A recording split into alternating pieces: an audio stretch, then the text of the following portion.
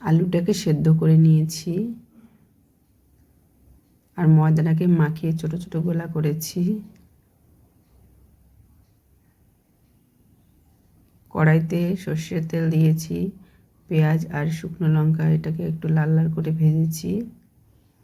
ভেজে সেদ্ধ করা আলুর ভেতরে দিয়েছি আর দিয়েছি জিরার গুঁড়া 1 চামচ, ধনের গুঁড়া 1 চামচ, গরম মশলার গুঁড়া 1 চামচ, গোলমরিচ 1 চামচ আর ধনে পাতা কুচি দিয়েছি।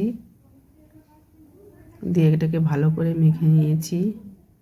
এই ধনে পাতা দিয়েছি, লবণ দিয়েছি, দিয়ে ভালো করে মেখেছি। এবারে কড়াইতে তেল দিয়েছি আর মাখা আলুটাকে রুটিটা বেলে নিয়েছি, বেলে মাখা আলুটাকে দিয়েছি। এরকম করে দিয়ে রুটির মতন বেলে নেবেন। এবারে এটাকে ভাঁজ করে দেবেন। এবার আরেকটা ভাঁজ করে দেবেন। এরকম ভাঁজ করে একটু ময়দা ছিটিয়ে এটাকে বেলে নেবেন।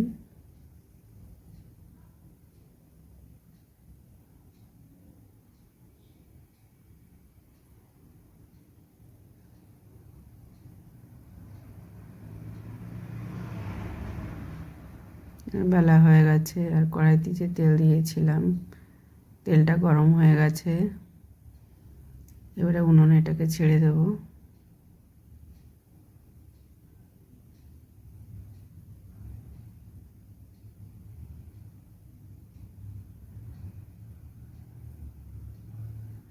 যে হয়ে গেছে, ভাজা হওয়ার পরে 1 চামচ বাটার দিয়ে দিয়েছি ওর উপরে, তাহলে খেতে টেস্টি লাগবে। আপনারাও করে দেখবেন, টেস্টি হবে। ভিডিওটা ভালো হলে লাইক আর সাবস্ক্রাইব করবেন।